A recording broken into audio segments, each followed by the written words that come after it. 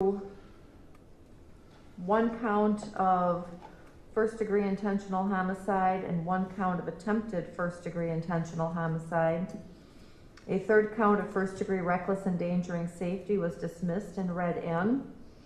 My understanding is that the state, in regard to the first-degree intentional homicide, will recommend a parole eligibility date of March 19th of 2059, which is in essence a 40-year initial confinement on counts 1 and 2, along with, in regard to count 1, in regard to count 2, the state is recommending 10 years of initial confinement, 10 years of extended supervision to run consecutive. So if I'm understanding that correctly, as of now in 2021, that would be approximately an additional 48 years of initial confinement that the state is recommending. Attorney Tiffin, is that correct? Yes. Attorney Lockwood, is that your understanding what the plea negotiation was? Yes.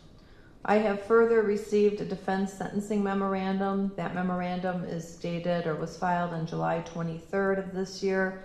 I have reviewed that. Has the state had the opportunity to see that? Yes. In regard to victim notification, Attorney Tiffin? The state has complied. There are, the mother of Sierra Robinson is present in court and would like to address the court. And Lanacia Parker, Lynnaettia, who is the victim of count 2, is also present and would like to address the court. I believe those are the only two, but I will make sure of that. And other people are watching by Zoom, I believe. All right, very good. I have 2 people who appear to be on by Zoom. I don't know their names, and I have no need to unless, Attorney Tiffin, you feel it's necessary to identify those persons. I do not. All right, is there any restitution request? There is. The state filed a request on behalf of Sierra Robinson, the amount of $5,326. I sent Attorney Lockwood the paperwork. Attorney Lockwood? Your Honor, I did receive it, but I haven't had the chance to talk to Mr. Higgins about it. So wait, take a moment, go ahead. Okay. And to whom is that payable, Attorney Tiffin? I don't see it on my screen. It is payable to Latasha, L-A-T-O-S-H-A, Bryant, B-R-Y-A-N-T, who I believe is her mother. Yes. Let's see that. Yep.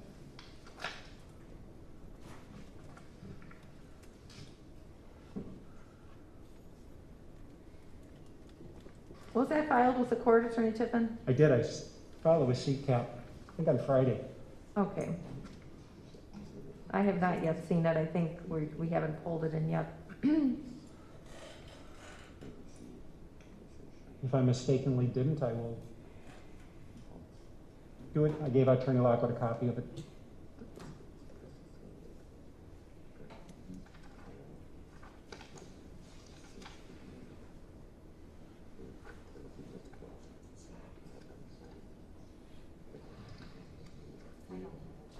We don't have it, Attorney Tiffin. Okay.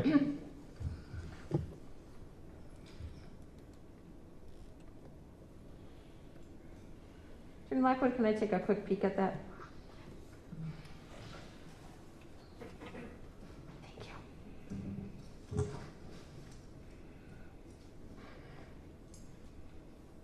Attorney Lockwood, is there any objection? No.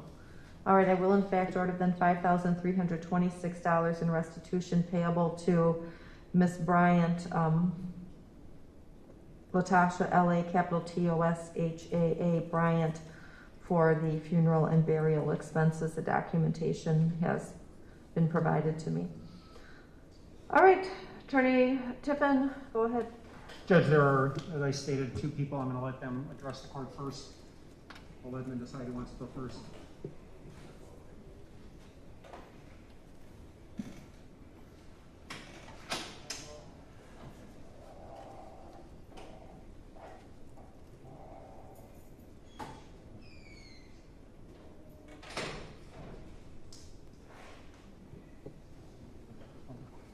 Good morning. Will you please state and spell your first and last name?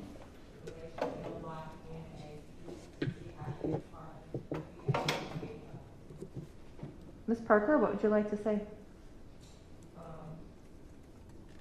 I want to know why.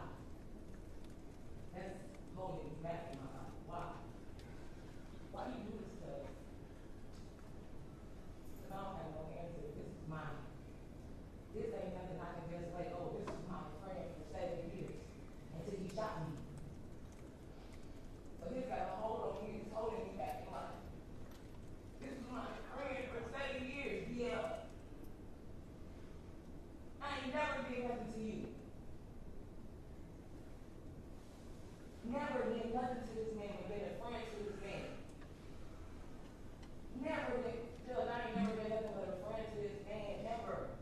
I don't know why I got shot on March 11, 2019, dog. And it's 2 years later. It's July 26, 2021, and I still don't know why I got 8 bullet holes. Why I got partial intestine. Why I got that actual COVID. Why I can't use the right to left side of my body. And I got 5 children. I just got proof of disability 4 months ago. I've been homeless after this. I had to move back home with it to take time to have no life. And I just want my life back. I know I can't get it back if I mess up for the rest of my life. They don't be on pain medication for the rest of my life. I'm gonna be on medication for my bowels. I'm gonna have something, it's my broken stomach. I'm gonna be on medication for the rest of my life. I want to get my life back. You took that from me. I'm not dead, but my life is gone. The life I knew before March 11, 2019 is gone. So, Ms. Parker, Mr. Higgins will have the opportunity to say something if he wants to. Maybe he'll answer that. Maybe he'll give you some answers today. I don't know. We'll have to see, okay?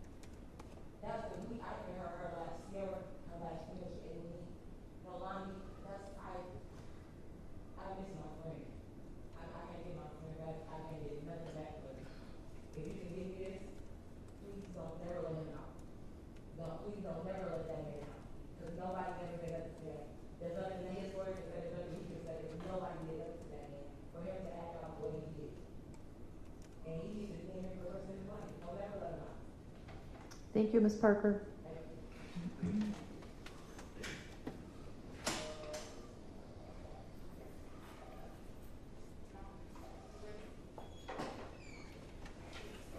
So there may be more than just 2. I think this is something.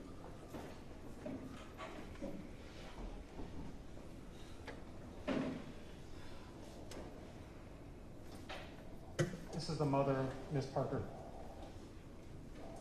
This is Ms. Parker's mother? This is Miss Parker's mother. Okay.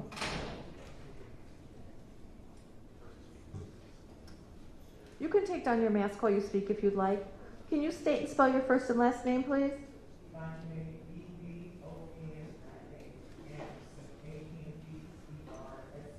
Ms. Anderson, what would you like to say?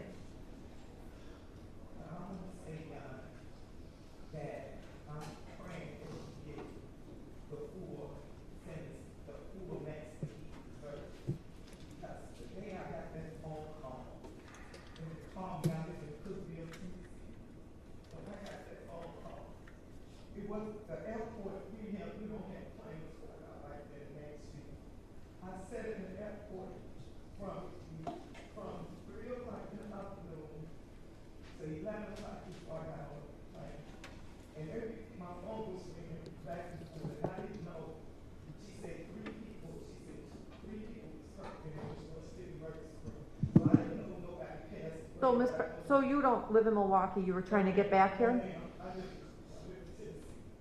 So what I'm trying to say to you, I was devastated. And for somebody to be as cold-hearted as this young man, to even take his child and the child's mother, and then to take my daughter, and when I made it up to the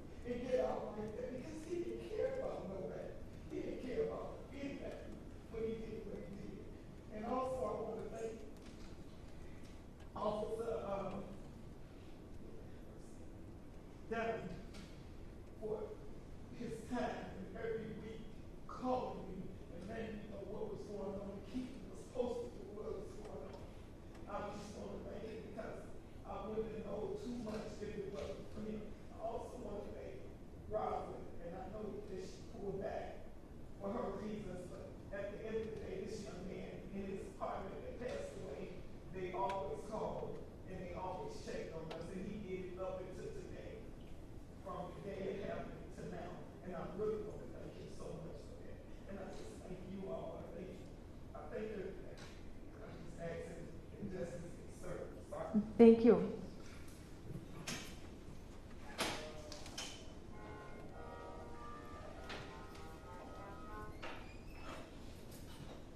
Attorney Tiffin, you have someone else?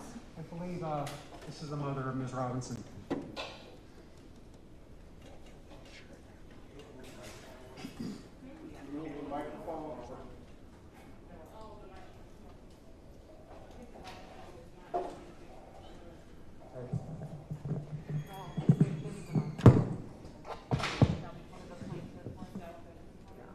If you're not comfortable talking without going through stuff, you can go down and talk.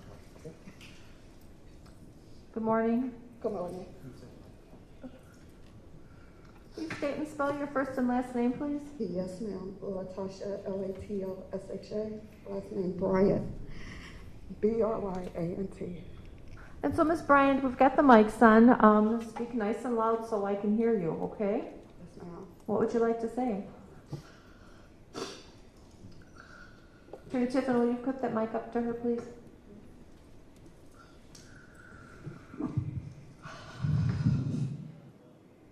Play this day over and over in my head.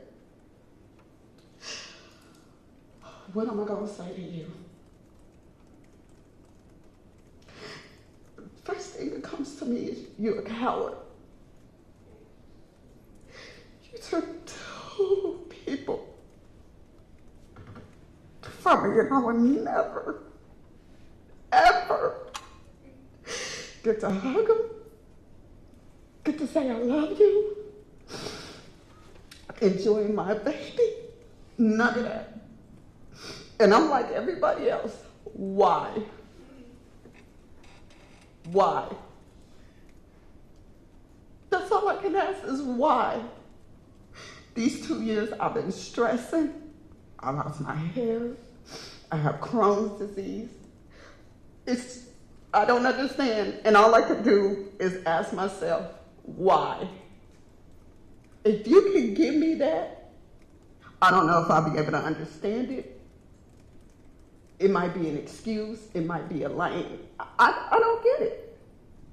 My child is not a confrontational, she's none of that. So for you to do that, it's a coward. That's all I can say is you are a coward. Your men get around here and y'all think y'all can control these women, and it's not, no. And since you couldn't control her, you shoot her? You take her life? My grandbaby too? I'm not understanding it. So yes, you need to sit. I suffer every day, you need to suffer. You know, people say he get the electric chair. No, I'd rather for him to suffer, because that's what I'm doing. That's what I'm doing. That's what Anisha doing. That's what my whole family doing. We suffering. Our holidays will never be the same. Her birthday come, it will never be the same. It's just another day to us. So yes, Judge, he needs to suffer. No parole. He needs to sit there in the 4 walls and just look around. You cannot get the chance to get no type of fresh air behind from that jail cell. No. You need to suffer. I'm going to be suffering every single day. I cannot pick up that phone and pick up and call my daughter or talk to my Gigi. I cannot do that. So yes, you need to sit and rock in them 4 walls and that little cubby hole, yes. And smell that fresh air. You did took my first daughter and my first grandbaby. You took that away from me. Can I say I demand a why? I want to. I really want to. I want to know your why. I want to know what was in your mind when you did that. I want to hear it. I feel like I have to write. Me and Lanisha, we have to write to know that why. Peace. My baby is not a confrontational. My grandbaby is a happy baby. You took that away. And I know you sitting over there in the back of your head, you just might be laughing and giggling like, but you know what? They always say your day gonna come and you're gonna have to front your maker. And I'm not it, but that man upstairs, he's it. And you're gonna have to explain to him why. If I don't get it, he's gonna do it. You know, Jesus, when it's like Jesus can forgive 70, 70, 70, 7 times, 7 times, 7 times. But this right here, my God, he gonna have to work on me with this one. Because this right here, this is, no. And I might have to fight and wrestle with God about this. But this right here, no. No, sir. So, Ms. Bryant, anything else you wish to tell me? He needs to get it. He needs to get the max. He's not allowed to get out. Because letting him get parole, that's just saying, okay, I'm going to do it, I'm out. No. I'm suffering, my family's suffering, Miss Parker's suffering, her family's suffering. No. No. And I don't know how it goes if he got to do the, I don't know how that part goes, but no. No. All right, thank you. You're welcome.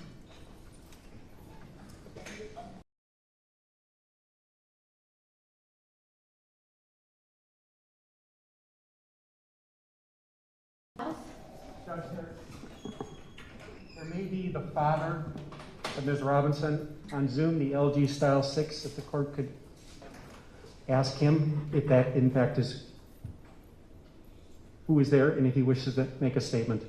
All right, does anybody who is on the screen on the Zoom wish to make a statement? I see Ricky's phone and I see LG Style 06. I can't see any persons, so I can't tell who's there. All right, okay, Ricky's phone is coming on. Yes, I would like to speak. All right, can you tell me your first and last name and speak nice and clear? We need to make sure we can hear you. My name is Ricky Dunn. Spell your name, please. RICKIEYDUNN. And how are you related to this case? I'm the best friend of Latasha Robinson and the godmother of Sierra Robinson. I said Latasha Brown, I'm sorry. Latasha Bryant? Yes, I'm the best friend of Latasha Brown and the godmother of Sierra Robinson. What would you like to say? I'm with everyone else. I would love to know why, but at the end of the day, we're not going to get a why. You are a coward. Your act was very, very, very cruel because when you got with her, you knew your intention. You can't tell me you didn't know your intention because you allowed her to walk away, which was a whole, I can't cuss, but it was a fucked up move because she didn't see it coming. You were too much of a punk to do it to her face. You allowed them girls to walk away as if they were going to see someone or to retrieve something. So you knew you shouldn't have done it. Even when you screamed fuck after you done it, you knew you screwed up. So nothing we can wish or pray for can come to you worse than your own conscience, your own thoughts. You're going to be your own worst enemy. You are going to hate yourself more than any of us probably could ever. Not just Sierra's mom, but Sierra's grandmothers, her grandfathers, her siblings. The first year of first was hell. And it doesn't get any better. It's never going to get any better. I pray for Tasha and I pray for Hank every day. Because like she said, that was that woman's first child. That was that first grandchild. And a lot of things a lot of firsts you can't get back. You can repeat a lot of things, but first, number one, you can't. Just for future references, even though you'll never see the outside walls again, walk away. Leave them alone. Because guess what? Your day's gonna come. You locked up for the rest of your days. You better hope and pray somebody don't do you in every day, sitting in them walls. I'm done talking. I'm gonna leave you with your own thoughts. Just know, God has the final say so. Not this judge, not Tasha, not me, Rakeem, not Hank, not the other child's mama, nobody. God has the final say so. So if you feel like you need to sit there and suffer for the next 150 years, however many they decide to give you, you're gonna sit there and do so. May God bless you and have mercy on your soul. Thank you, Ms. Dunn. And I see the LG Stylo 6 has not come on the screen. Okay. Can you hear me now? I can. Sir, can you state and spell your first and last name? Yes, Henry L. Robinson, Henry, elemental initial, Robinson, R-O-B-I-N-S-O-N. And Mr. Robinson, how are you related to this case? I'm her father. What would you like to say? Well,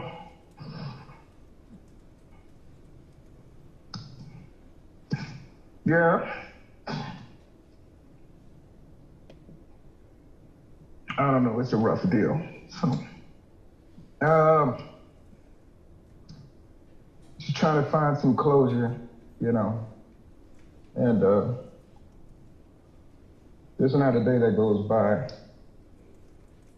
you know. Just like her mother said, you know, birthdays. So, first of all, I would like to thank the courts. I'd like to thank the law enforcement, the city of Milwaukee, all of the citizens, everyone that responded to the Amber Alerts, everyone that took this case to heart, that was genuinely hurt. And I think some lives were changed. A lot of parents had conversations with their children. A lot of children had conversations with their parents and their friends. So I'm hoping that there was change made with that. Judge, you know,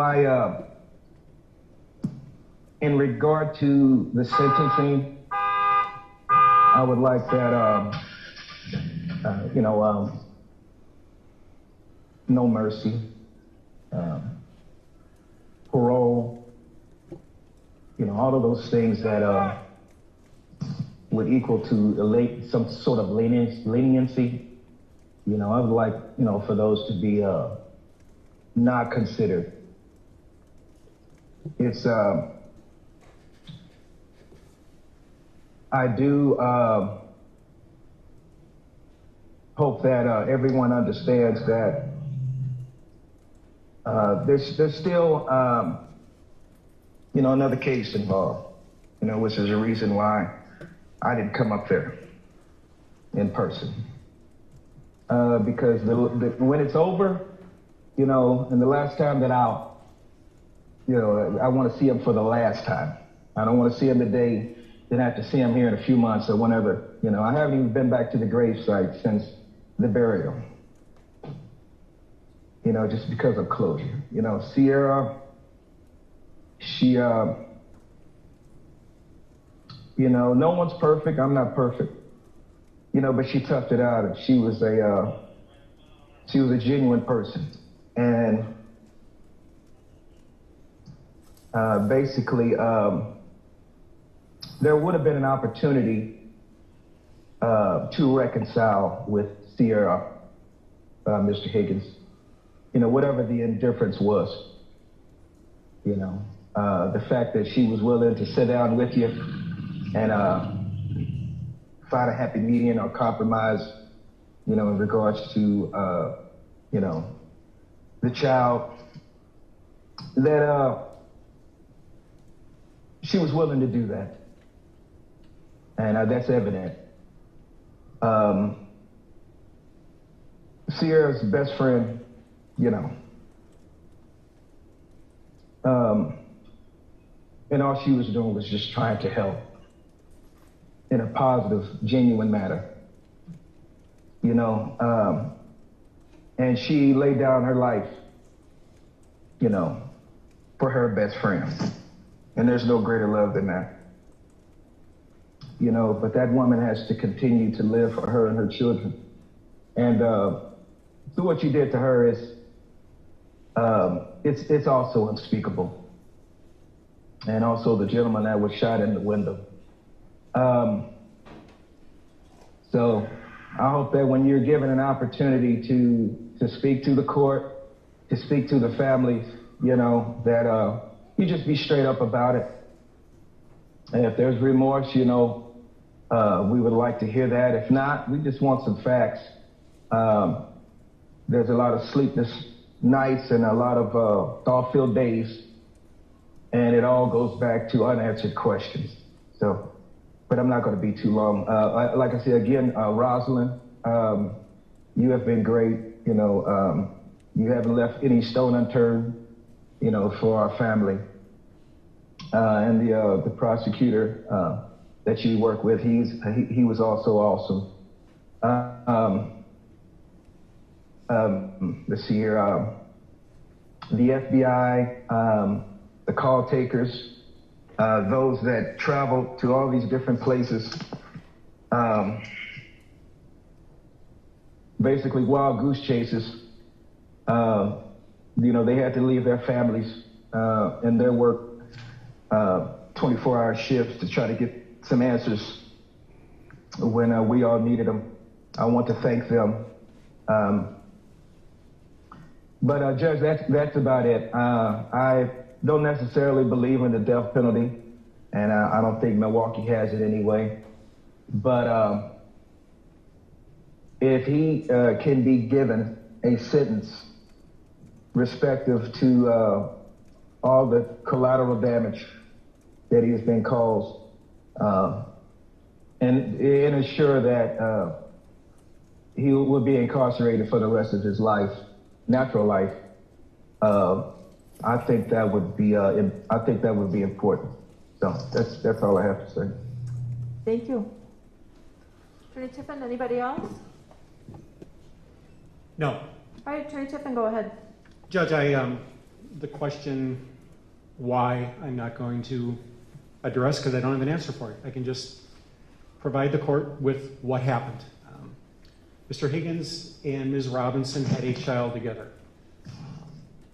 Mr. Higgins requested, asked for, was allowed to take the child, Neloni,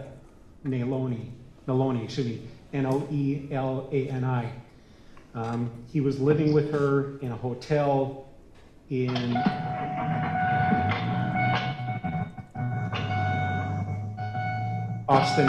near Austin, Minnesota, I believe. Ms. Robinson wanted her child back, and Mr. Higgins ended up saying, okay, you can have her back, meet me in Milwaukee. Ms. Parker, who was Ms. Robinson's friend, was going to help her. She was going to stay with Ms. Robinson. As Ms. Parker said to the police, Mr. Higgins was kind of playing mind games with her about the kid. Unbeknownst to everybody, prior to Mr. Higgins returning to Milwaukee, Neloni ended up dead. She was found in a ditch in southeastern Minnesota. Mr. Higgins will have to address that. There is a pending criminal charge, second-degree murder without intent. In Minnesota, there had been a warrant, but COVID hit, and that still exists. He will have to deal with that. But he didn't tell anybody. There was a woman by the name of Deloise Robinson who was in the car with him. He stopped. It was a snowy day. He made a statement to her. He took something out of the back of the truck he was driving, put it in the ditch. That turned out to be the wrapped up body of his daughter and Ms. Robinson's daughter. He came to Milwaukee. Ms. Robinson, who I believe at the time was living in Las Vegas, came to Milwaukee. She was met by Ms. Parker. And then Mr. Higgins told them, meet me at the Fondy near 22nd, or near the Fondy Food Market, which is over on Fond du Lac, just north of North Avenue, and we'll get your daughter. They met. They were driving around that morning. It's my belief that Mr. Higgins had just arrived in Milwaukee that morning. They were driving around, as Mr. Higgins told the police, as Ms. Parker told the police. They were just talking. They knew each other. They had known each other for a long time. As Ms. Parker said, for 7 years. And finally, they ended up on the northwest side. Mr. Higgins said, your daughter is in this apartment building. He had parked the vehicle he was in on the side of the apartment building behind the front exit. He told Ms. Parker and Ms. Robinson, go ahead. They got out of the vehicle. They are walking towards the front door. Ms. Parker describes hearing Mr. Higgins, a sound, and then Mr. Higgins stating something, an expletive, and then suddenly gunshots. Lots of gunshots. Ms. Robinson ends up with 10 gunshot wounds, obviously dead. Ms. Parker ends up with injuries that will be with her for the rest of her life. Mr. Higgins got back in the car, drove away, ended up driving to Michigan, ended up throwing the gun out of the car in Michigan. That gun Good morning, my baby girl. That gun was recovered in Michigan. The gun that was recovered matches the bullets, the casings that were found at the scene. Mr. Higgins is arrested a couple of days later after he returned to Milwaukee. He is brought in to be interviewed by the police, and without the police even starting and questioning him, Mr. Higgins just basically goes forth on an hour soliloquy describing what happened, essentially blaming Ms. Robinson for his life falling apart, and telling the police that once he knew his life had changed, and I paraphrase this, he told the police he knew his life had changed as soon as he pulled the trigger of that gun. He had said he never fired that gun before. But it didn't stop him, and he shot, but he said he felt relief. That's all I can say. I don't know why. Relief when he told the police, or relief after No, he after shot? he shot them. When he was driving east, when he had left Milwaukee, was heading towards Chicago, he simply felt relief. I can only tell the court that's the information that the state had.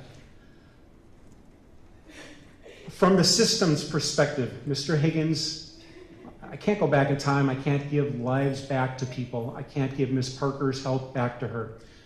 Mr. Higgins admitted his involvement and really was more forthcoming than many people the state sees. He wasn't honest initially about where the child was. Why he wasn't honest, I don't know. Maybe he didn't want to admit what happened, I don't know. He was giving the police and law enforcement a runaround. But he was honest about what happened.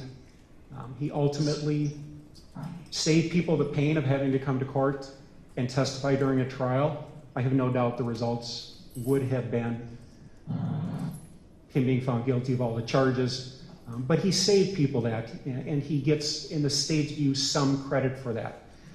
As the court knows, a parole eligibility date doesn't guarantee you get out of custody. It's the first time you can ask permission to get out. As I stated, he still has to face the charges in Minnesota. When Minnesota comes and gets them, that's up to them. They're aware that Mr. Higgins has resolved his Wisconsin cases, and they may do that fairly soon. But balancing, from the system's perspective, his acceptance of responsibility, the state is recommending that the court, obviously it's a life sentence, set a date at which he can first become eligible for parole. of March 19th, year 2059, which would be 40 years after the homicide. But there is a separate victim in this case, Ms. Parker, and there should be a consecutive sentence, so the state is recommending a consecutive 10 years confinement and 10 years extended supervision on that. That was the state's recommendation. Thank you. Attorney Lockwood.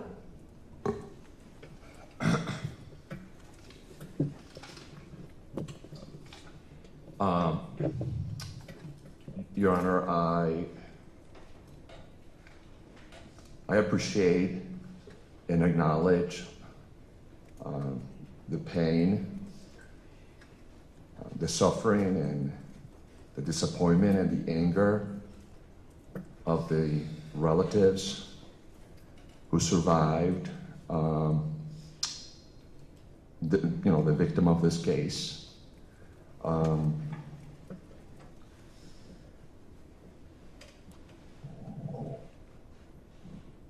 I understand, that one of the things that you have to take into account is not only, how serious the case is, the offense that Mr. Higgins accepted responsibility a few months ago, but you also have to take into account Mr. Higgins.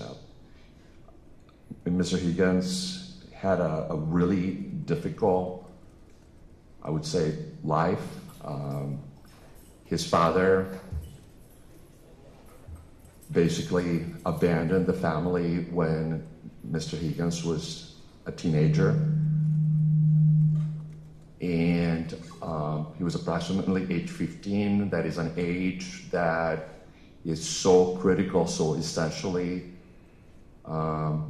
because you're developing, you're in that transition, you're an adolescent transitioning into hopefully eventually becoming an adult. And so there's no doubt, Your Honor, that the presence and the guidance, the motivation of a male figure, of a father, is so critical in the development of a child, especially if it's a boy.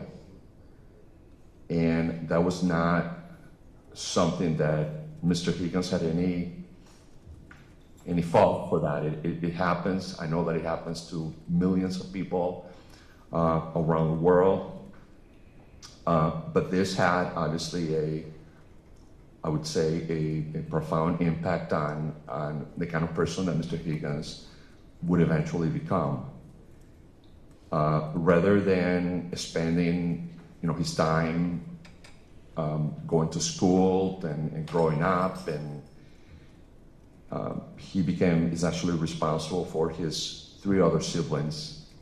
His mother worked as a exotic dancer. She would take the children with her, and needless to say, Your Honor, it was a lifestyle that impacted Mr. Higgins' life and his entire family. He was responsible for taking his siblings to and from school, making food, feeding them, making sure that they did their homework, and so essentially he was forced to grow up. Also during that time, the family was experiencing financial problems, and unfortunately, with little supervision and guidance, no one to mentor him, no one to motivate him, no one to guide him, he basically, that's when his life began to turn in a negative way. And he described that he turned to the streets after dropping out of high school, and that the antisocial behavior unfortunately continued as he basically had to look for himself and do things to help the family. He became a father when he was young, at age 19. At some point, Your Honor, Mr.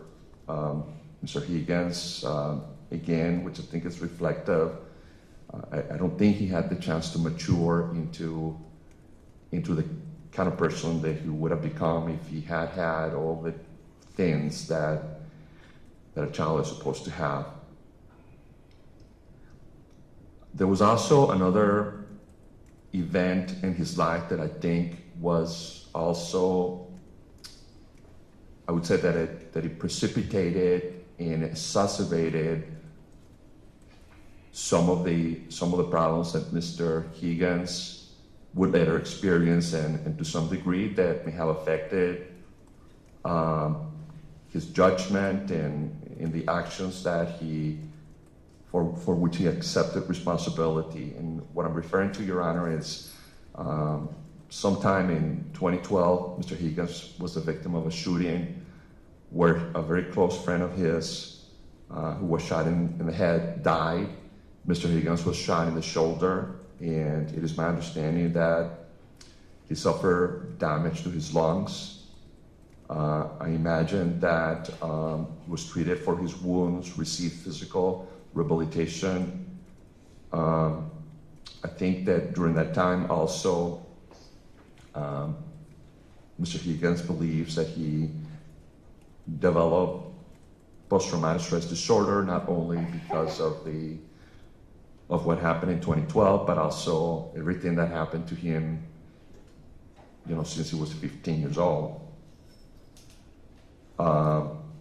He has been suffering with nightmares, flashbacks, cold sweats at night, and he's been experiencing these things ever since the shooting in 2012, as he actually witnessed the death of his friend. Someone says you need to add more detail. This is the detail. This shows and tells us exactly what this student or this person did at their last position and in your volunteer position. So again, non-paid experience is also counted, and as Nate mentioned, his volunteer, his non-paid experience also.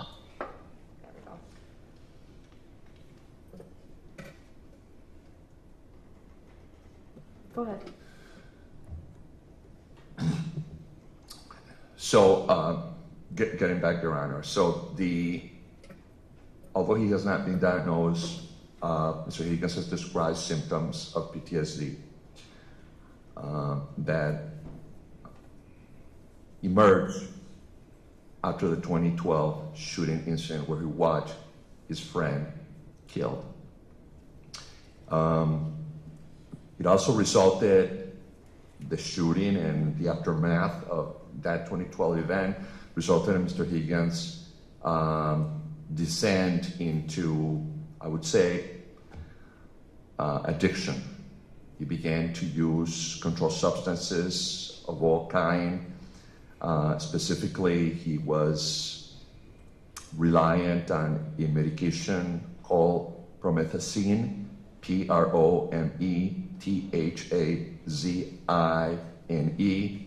codeine, opiates.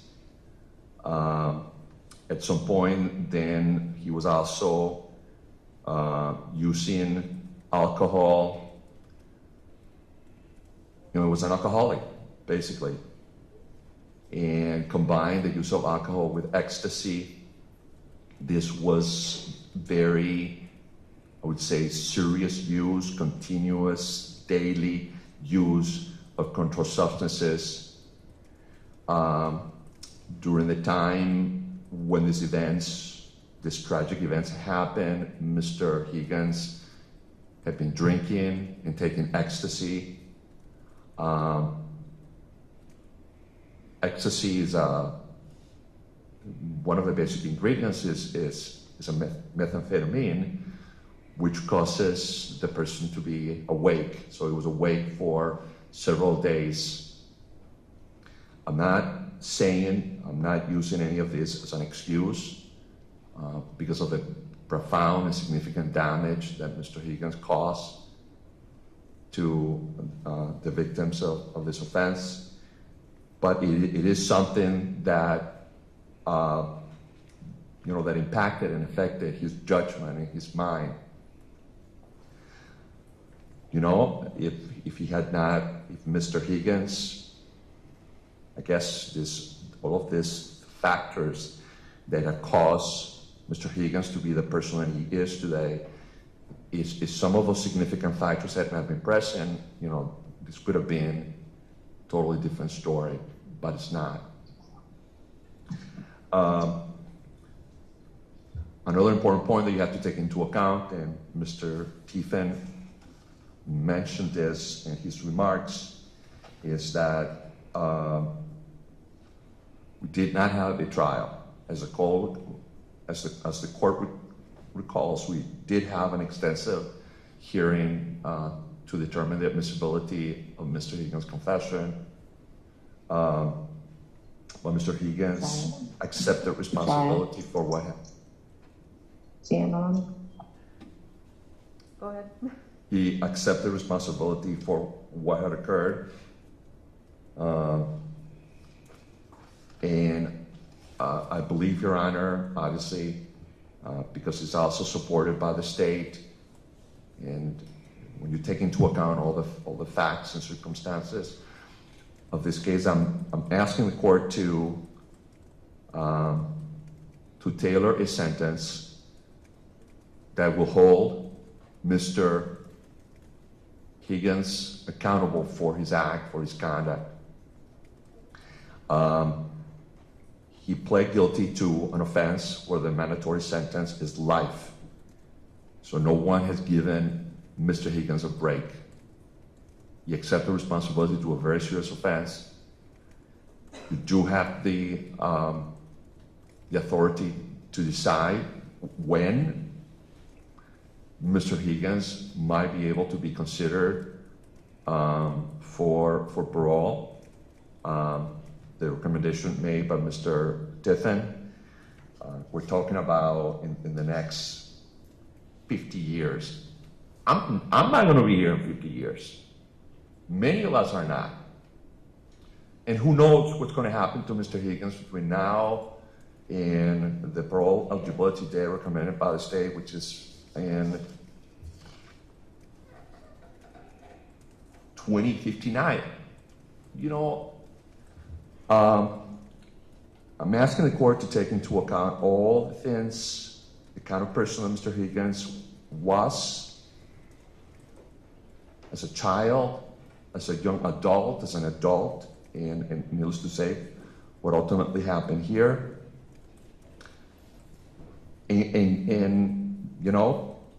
And set a parole eligibility date. And I don't know what else I can say, Your Honor. That is my recommendation. Thank you. So is your recommendation the 25 years that's outlined in the defense memorandum, or? My recommendation is that you said, obviously when we prepared the sentencing memo, Your Honor, I didn't have the chance to hear the people who came forward and express their pain and their suffering. So I would ask you that you set a parole eligibility date between the time that I recommended in my sentencing memo and what Mr. Tiffen has recommended. Thank you. Thank you. Mr. Higgins, what would you like to say? Use your mic, please.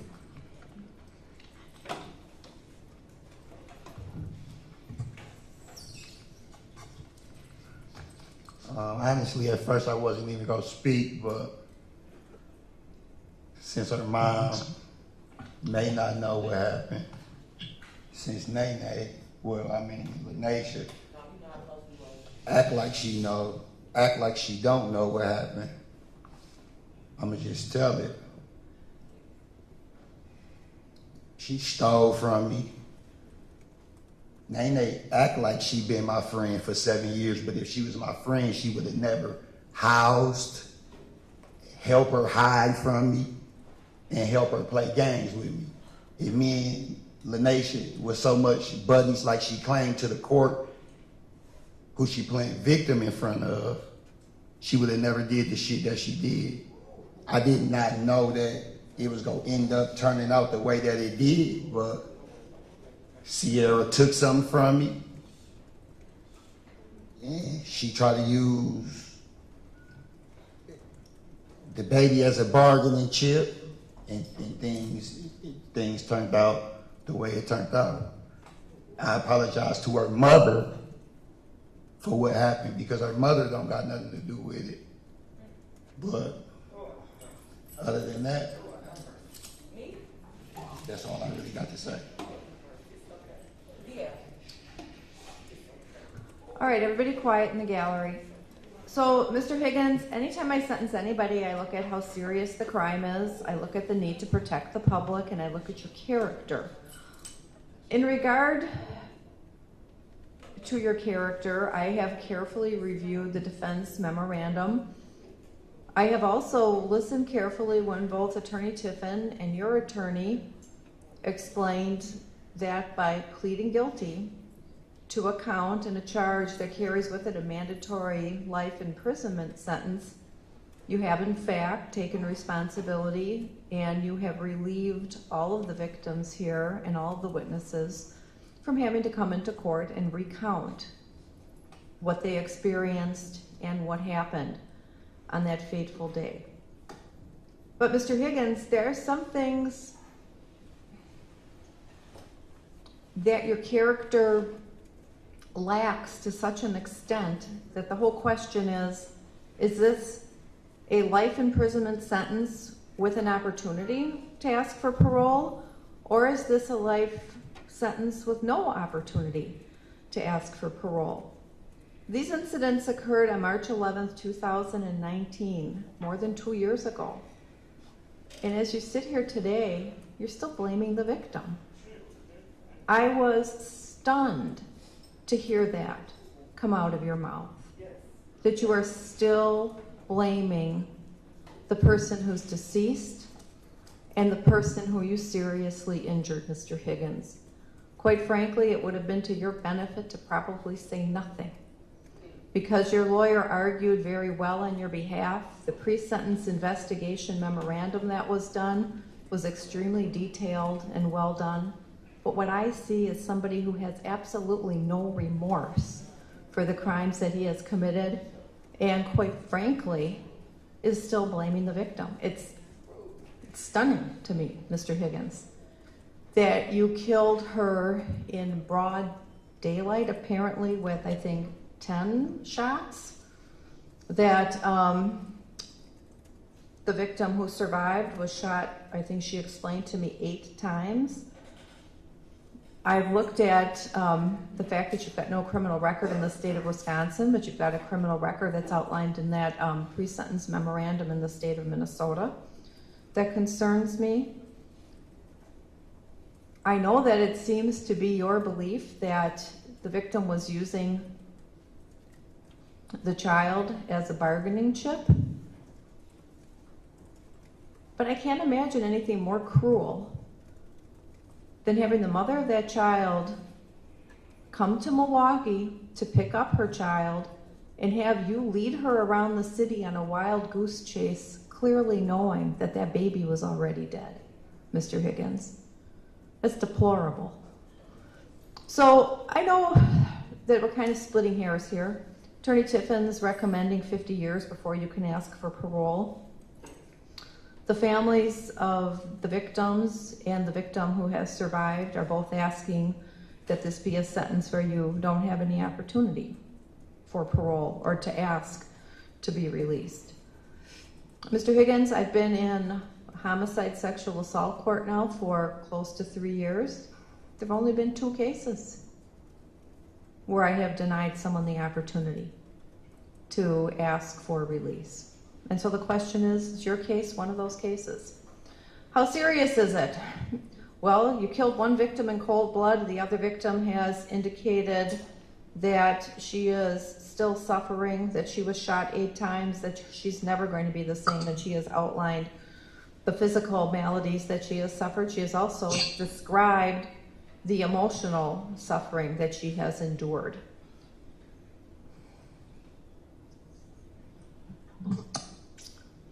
The mother, Miss Bryant, is obviously never going to be the same, Mr. Higgins. And fortunately, at least you acknowledge that. So my friend that was murdered, the cousin and the. Yeah, I need everybody to mute themselves if you're on Zoom. At least you've acknowledged that she played no role in this, but her life is never going to be the same. Miss Dunn talks about the grief that she's suffered, and Sierra's father, Mr. Robinson, asks me to have no mercy.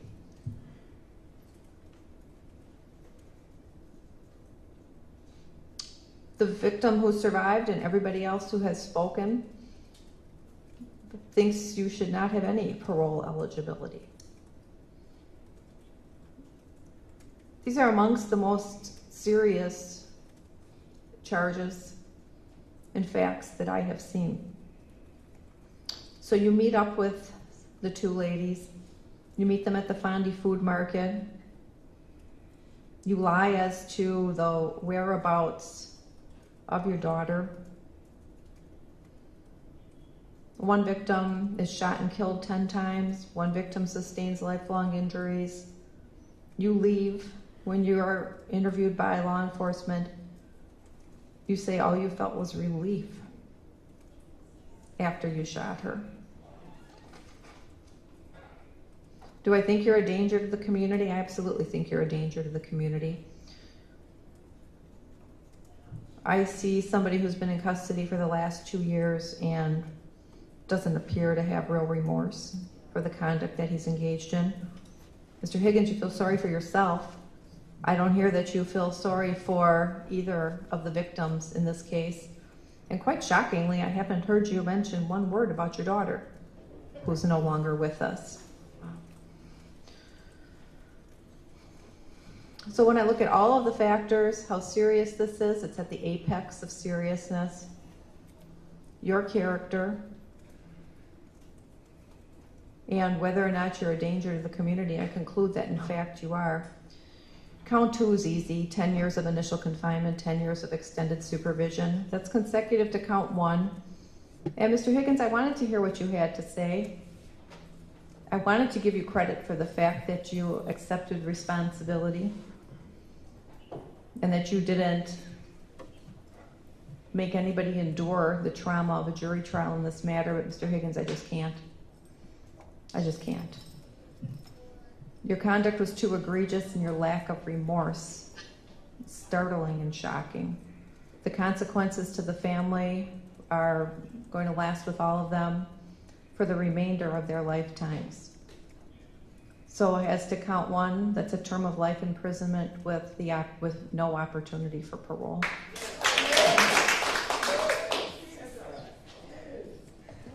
All right. Obviously, you're not eligible for challenge incarceration or any substance abuse programming.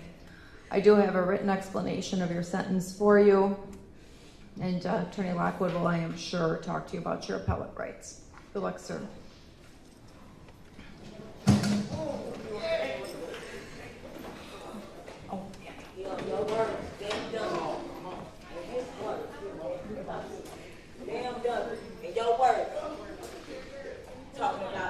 Called me and told me to go get that baby. He called me to tell me to go meet up with him and go get that baby. All I have to do is sign it.